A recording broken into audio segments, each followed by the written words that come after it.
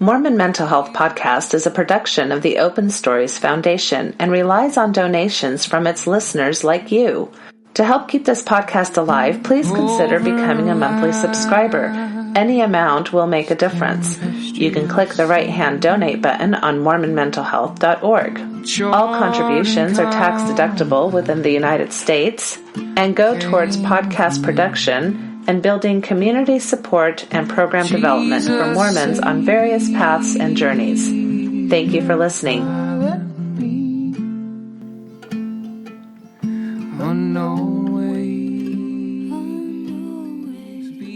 Hello, everybody, and welcome to Mormon Mental Health. This is Natasha Helfer-Parker, and I'm super excited to be here today to introduce a new host that I'm going to invite to help me create content for Mormon Mental Health. Last time I interviewed Jennifer White, and she's excited to get started, and so you'll probably be starting to see some podcasts from her. And today I have Jeff Lundgren, who is going to be another wonderful asset for our community. I'm really excited to introduce him. But before I do that, really quick, I just want to touch base on a few things that are happening as far as events and things that you might want to be aware of if you're interested in following me or want to come to anything that I'm presenting. So in November 17th, there's a Thrive event, and this is Thriving After a Mormon Faith Transition, and there are a myriad of speakers who are going to be at this event, and I will be one of them. So all of this is on my website, natashaparker.org, where you can find out registration information. It's only going to be $15 to attend a full day event, so because it has some really good sponsorship behind it, so that's going to be in the Salt Lake City area. And then for anybody who wants to go on a cruise, next summer, I've been invited to speak on a cruise, again, around faith transitions. So that's going to be July 17th through 24th. It's to Alaska, which is definitely on my bucket list. So that's something that's up your boat. Check it out. So, and I think that's about it. Other than that, I just want to remind everybody that Mormon Mental Health is a podcast that relies on listener support. I just want to do a huge shout out to all of you who offer support on a regular basis. Many of you subscribe or give a donation per month. Some of you give one-time donations. Some of you wait till the end of the year and give a larger donation. All of that makes this podcast possible. This podcast, just so you know, barely survives. So we barely make the amount necessary to kind of just keep the podcast afloat. I would like for it to thrive a little bit more than survive. So if you find any value in this podcast, I'd love for you to consider a donation of any amount. $5, $10, $100 a month is amazing. Even, a one-time donation, every little bit helps, because eventually I would like to have enough monies where I can actually pay hosts for their time. Right now, they just kind of do it out of volunteer work. And of course, it helps them kind of maybe market their own selves and things like that. But it's a lot of time and energy to put into this. And I would love to be able to pay people for the work that they provide Mormon Mental Health. So please consider a donation. All right. Other than that, we'll get started. Jeff, welcome to the show. Thank you. It's my pleasure to be here and have this opportunity. I am so excited to have you. I've met you now on several occasions, I think mainly through the Mormon Mental Health Association, which you've been a member of for several years. Is that correct? That's correct. Yeah. And then at several conferences, we've kind of, rubbed elbows and things. And so I've been really excited to get to know you better. So today is mainly helping the audience get to know you. So why don't we start off with just a little bit about how you come to be in this profession? Give us a bit of your background and, where you've studied and what you've maybe specialized in, and how do you come to be a mental health professional? Sure. And that's such a big question, because I think you just asked me to describe the first 40 years of my childhood up to my adulthood. Right. Yeah. So I live in Salt Lake City. I am a Utah native. I haven't lived here my whole life. I was born here, raised in a very Mormon family. On my mom's side, we have a very strong pioneer legacy. The stories are are displayed openly, on the walls and on the countertops and all that type of stuff. So I grew up from my mom's side of the family with very strong beliefs around obedience and work ethic, which, in many ways I think has contributed to my professional success and my attitude, and also has created a lot of rigidity from a theological perspective. So I really get Mormonism from that perspective. My father was a convert to the church. And then after his mission, or through that period, I think the vast majority of his family joined the church. And I did the program. I grew up, I was a Boy Scout or a Cub Scout first, Boy Scout, the whole priesthood advancement. I mean, this was my life journey. I served a mission, and I served a mission in Jamaica in '89. It was pretty new at that time.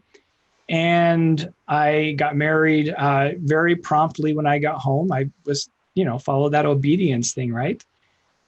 And got married. I got married at the temple, did everything correctly. So yeah, that was that's kind of a highlight of who I am from an upbringing perspective.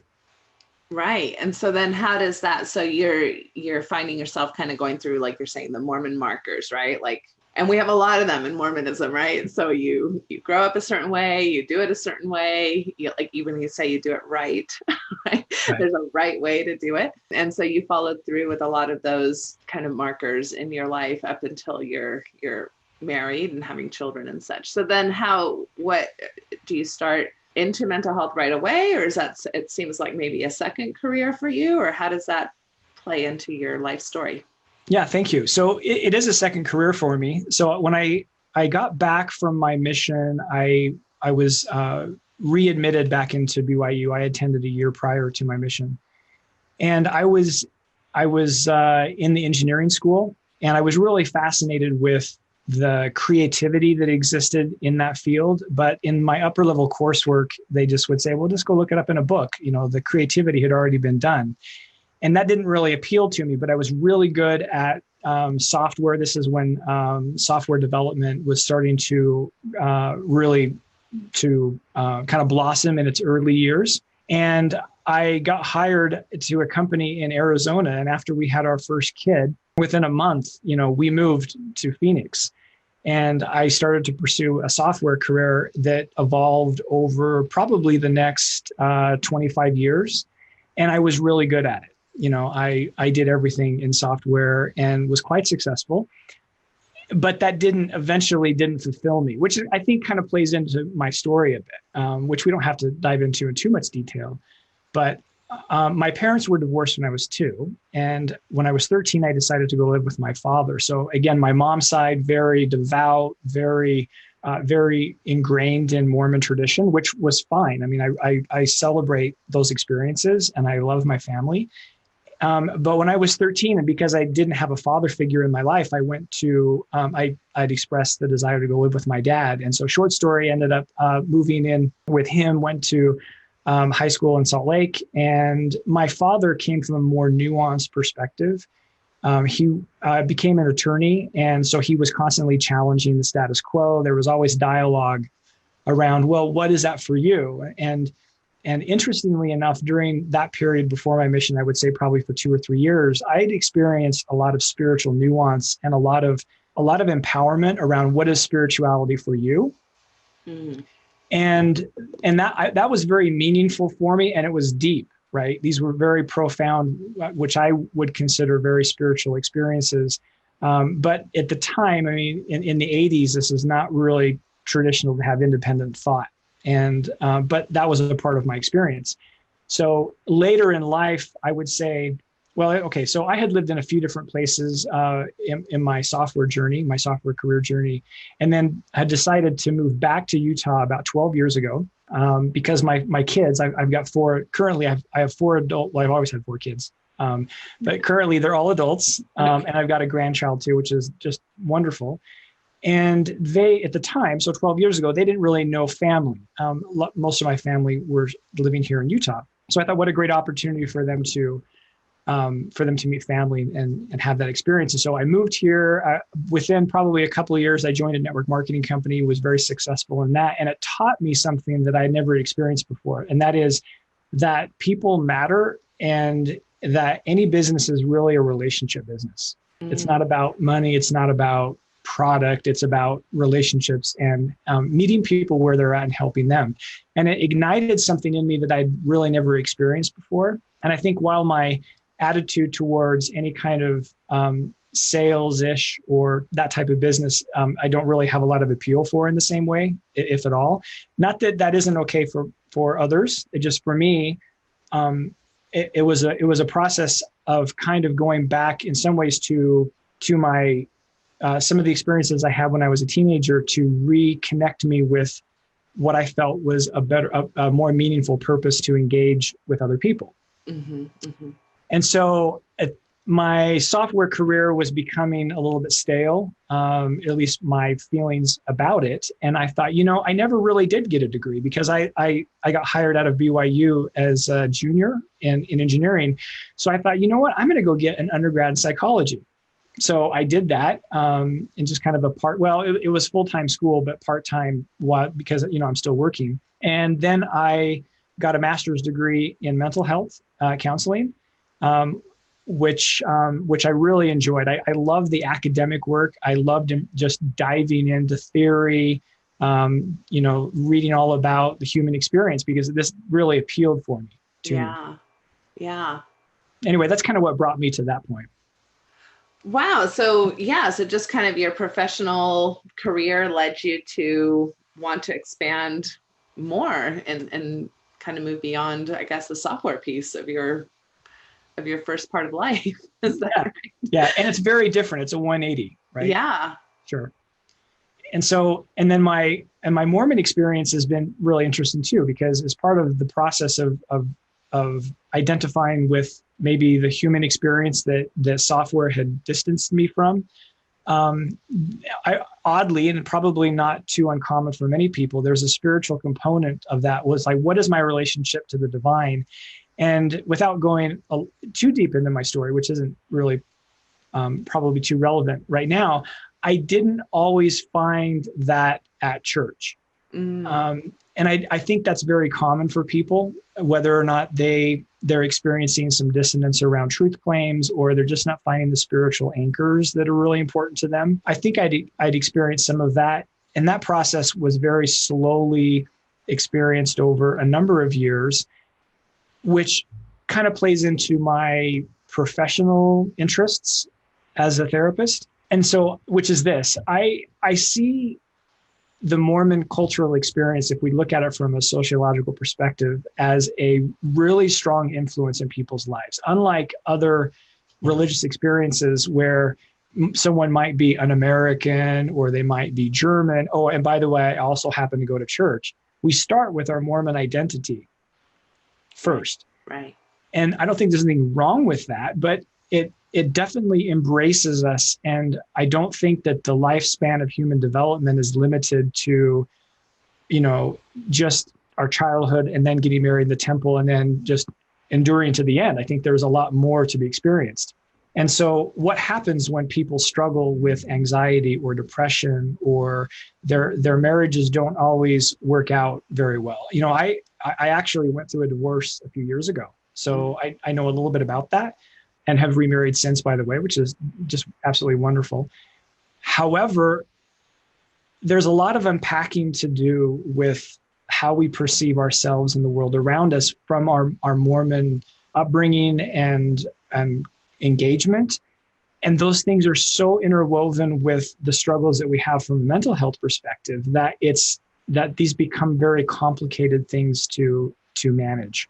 Yeah, and that goes right into the next question that I was going to talk to you about, is as you're working within the context of your culture, your faith tradition, your own experiences, as it sounds like it's been for me as well, you do start seeing these intricacies and these interweavings between all of these themes. I think it was you that on the Facebook page for the members of the Mormon Mental Health Association after this last conference we all just attended, wasn't it you that wrote a question about what do we think as professionals when it comes to treating people with name the disorder, anxiety, depression, PTSD, schizoaffective disorder, bipolar, personality disorders. Is there a difference in treating somebody who comes from a Mormon kind of identity, like you just described, and cultural upbringing versus maybe somebody in the general public? Was that you who posted that question? Yes. Yeah. And this this has been something I've been thinking about a lot lately. What is an example, how does somebody that experiences,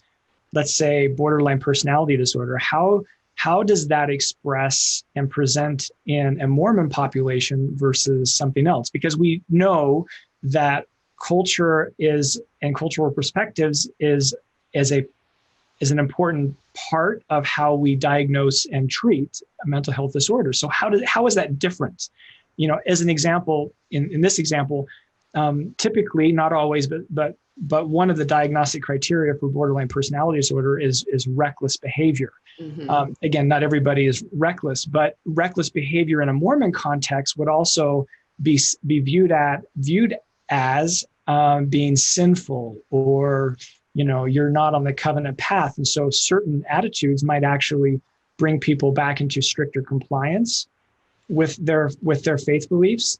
And so we might overlook that because they're Mormon if we don't have that perspective, is to say, well, actually, for them, this is actually a better way to look at it. Does that make sense? Yeah, absolutely. And also just even being brought up in a certain perspective, how reckless behavior might present for somebody who's brought up in a very, like you're saying, orthodox, strict home might be very different. Like for them, it might be reckless behavior to do something that maybe wouldn't be considered reckless behavior in the grand scheme of things, right? As far as the rest of the population. And actually our last conference kind of addressed this. Kevin Kloosterman was talking about RDBT, where it's, a lot of times we think about a lot of people have problems with emotional regulation, right? And so people come in and they have, conflicts and fights and unable to maybe manage their own emotions very well. And so we help them manage emotions better. And what we were talking about in this conference is that some people actually need to manage their emotions less, right? Like you can be so prescribed and so perfectionistic and so uptight in your presentation with the world that you're actually managing your emotions too much, which then interferes with vulnerability and intimacy and, ability to connect with other people. And again, coming from a Mormon construct, some people growing up in kind of the prescribed expectations that we have in our general culture could lean in that direction more easily than other upbringings. So really fascinating stuff. And so this is part of why I'm so excited for you to be a host here on Mormon Mental Health, because I want you to bring on, lots of people that you can discuss this kind of interest of yours with, because I think it's super important. It's one thing to understand depression. It's a whole other thing to understand depression from a lens of a Mormon framing, right? And why cultural competence is so important in treating mental health disorders, regardless. I mean, if I'm going to work with a Catholic family or a Jewish family, or, I need to have some cultural competence or at least research some ideas about how that might present differently, given how they organize life, how they make meaning out of life versus how we as Mormons might do some of that. Yeah. Yep. Super cool. Well, so tell me a little bit about, as you started, so you're done with your master's degree, correct? Yeah, technically I'm doing internship hours, which is a seemingly long process as you integrate the hours required for licensure. And that's kind of where I'm at. So I'm not fully licensed. Right. So you're in that interim where you've got your education and you need to get enough clinical experience for the profession to give you your license. That's something we all go through. It takes about 2 years, right, to do that if you're full time. So what are you doing? What types of work, what types of internship work are you doing? So I'm working with, it's kind of this balance between working with a broad spectrum of clinical experiences so that I have and understand different situations, but also trying to specialize and trying to figure out what that looks like for me. And it has kind of rested, or at least it seems like it's resting within what we've been talking about. If somebody comes from a Mormon culture, and it doesn't need to be necessarily that, it might be from other high demand religions, how do what is their experience with depression? What is their experience with compulsivity, or maybe some trauma, maybe some relationship injury? And how can we address that, bringing in these social and cultural perspectives as well as their thoughts and emotional experiences. And so I work with a lot of clients like that. I'm also, oddly enough, I'm working with a lot of children at the moment, which I never thought I would. So I'm enjoying that because children experience these things too. They just speak a different language. And so that's been a good, a positive experience for me. And so my goal is then to continue to work professionally as I create experience, and hopefully make a difference in the lives of many people. I'm sure many of which, because I live in Salt Lake, will either be a part of or experience a Mormon perspective, as it were. Right. Well, that's wonderful. I'm so excited. I'm so glad we have gotten to know each other. I hope we can collaborate on many things, as I'm moving out to Salt Lake fairly soon here in a few months. So super excited to be close to colleagues like you and in these kind of areas that we're all very passionate about, and helping kind of our tribe, acquire healthy mental health and have good emotional intelligence skills and things of that nature. Is there anything that you would say, like in particular, as you think about working with the Mormon population, that you see as maybe themes or ideas or issues that you feel like you're really excited to bring some perspective or some psychoeducation to this podcast? Like, what are some of the things we tend to struggle with? Yeah, thank you. I think things are different today than they were, say, 20, 30 years ago. 20, 30 years ago, your counselor was your bishop. Some bishops, provide a very valuable role in providing, hopefully, a pastoral care for their members. But the bishop was the marriage counselor. The bishop, was their financial advisor. And I think things are shifting and changing, not just because we perceive the role of our bishop in our life, but we also think about the role of church in our life. And these are big shifts that are happening all across the world, where millennials and their children are starting to say, hey, what is my relationship with God? What is my relationship with myself? What do I want my life to look like? And as the teasing out of and the shakedown of this process, it provides a lot of opportunity for people to tell their story. And in the process of doing that, we can say, this is what my experience was for me. And we can grab components of that to apply that to us, right? Or to the lives of other people. And I think this is happening at a rate that this has never happened before. It's the explosion of the information age, where everything is widely available. I mean, we're doing this, this podcast, as it were, and this live Facebook Live presentation over 800 to 1,200 miles. Right. Right. So the life is creating tools and resources and conversations that is fundamentally changing the way we experience the world around us. And so I love challenging older paradigms. I like to empower and create situations where people can advance in their own development, whatever that is for them. And I think we can approach Mormonism, because there's a lot of stuff that I'm not comfortable with. I don't want to go into those things, but I will say that doesn't mean that everything is bad. I'd like to take the baby out of the bathwater and be able to then say, this is valuable for us, right? This might be valuable for you. And this other stuff, let's change that. So I tend to advocate, LGBTQ, equality, understanding, I think would be a part of that. But obviously we've got, a lot of other topics that we can say, hey, this is good, this isn't working. And I want to be a part of that journey for other people as I find my own value in that story as well. That's awesome. I love that. Thank you so much. You're I'm welcome. so glad you were able to join me today. This was really refreshing, and I got to know you even a little bit better than I did before. And like I said, I really look forward to our collaboration on this project and others. So thank you so much. I'm so glad you're a part of our community. Thank you. Yeah. So again, if you're listening and you find value in these podcasts, I hope you look forward to some different hosts. It won't always just be my voice. So that'll be some diversity in of itself. And I think both Jennifer White and Jeff Lundgren will bring some new topics and some new just, kind of energy to the podcast. I'm really excited about that. I will also, of course, continue to provide interviews and bring my own perspective as well. If you would like to support this project by giving us a donation, that would be so helpful in helping keep this whole endeavor alive. You can do that at mormonmentalhealth.org. There's a very easy donate button you can push. If you're already a donor, I can't thank you enough. We need your support. We love your support. Please consider giving us feedback. If you have topics you want us to cover, if you have guests you want us to try to get to come on, we're always open for suggestions. And anyway, I hope everybody has a great day, and we'll connect soon, Jeff. Talk to you soon.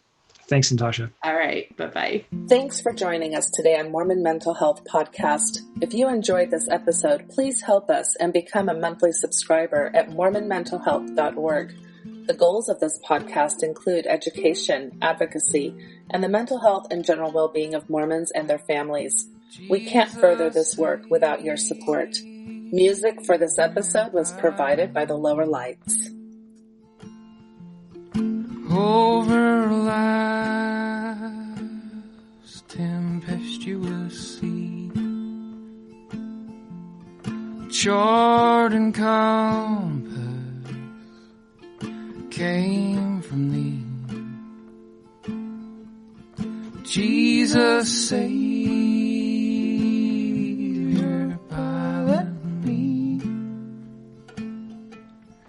Unknown ways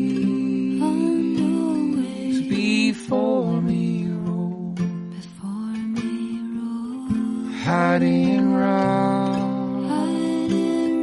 and treacherous shoal.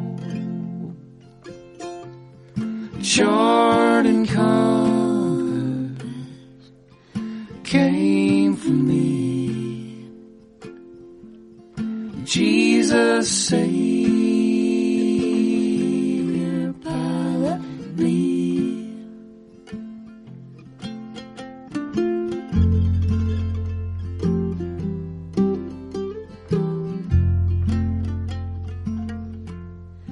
As a stills her child, thou canst hush the ocean wild, wondrous sovereign of the sea. Jesus, Savior, pilot me. Boisterous wave, obey thy will, when thou sayest to them, be still. Wondrous sovereign of the sea, Jesus, Savior, pilot me.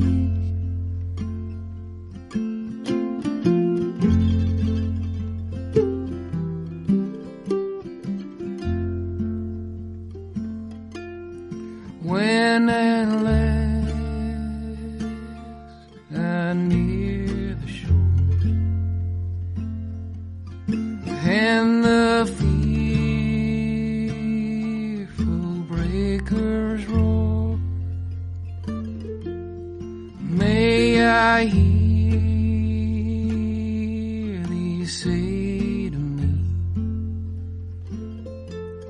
fear not, I will pilot thee. Twixt me and the peaceful rest, then while leaning on my breast, may I hear thee say to me, fear not,